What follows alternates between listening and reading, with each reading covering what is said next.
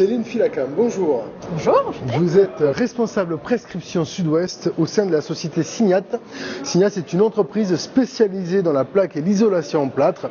Vous avez présenté dans le cadre des rencontres de l'ingénierie un nouveau produit qui s'appelle l'Aquaboard. L'Aquaboard, précisément, qu'est-ce que c'est? Tout à fait. Alors, Aquaboard, c'est une plaque de plâtre qui est précisément pour l'extérieur, pour faire du bardage ventilé, sous enduit. D'accord, donc déjà le plâtre par définition ça n'aime pas trop l'eau. En général, on ne met pas le plâtre à l'extérieur, mais on avait déjà une expérience avec une autre plaque qui s'appelle Prégiwab, qui va être dans les locaux très humides B+C, EC, notamment centre aquatique, cuisine collective, etc.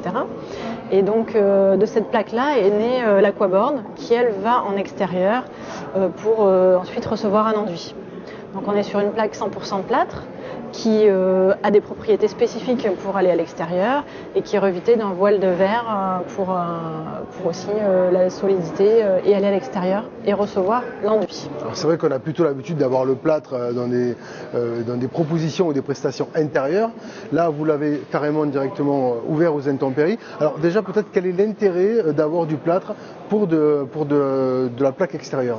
Alors aujourd'hui, on est la seule solution qui est découpable au cutter, par exemple. Donc en termes de mise en œuvre, c'est beaucoup plus simple qu'aujourd'hui d'autres types de bardages qui sont proposés et qui se découpent à la disqueuse. Donc c'est un des avantages. Ensuite, on est sur une plaque aussi qui est classée Q4, c'est-à-dire que c'est le niveau de dureté le plus important pour un classement de bardage.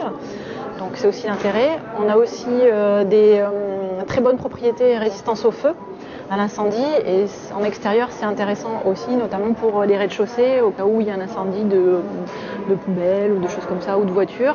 Ça protège au moins les premiers étages, et au-dessus on peut imaginer mettre des bardages un peu plus sensibles et plus décoratifs. Voilà.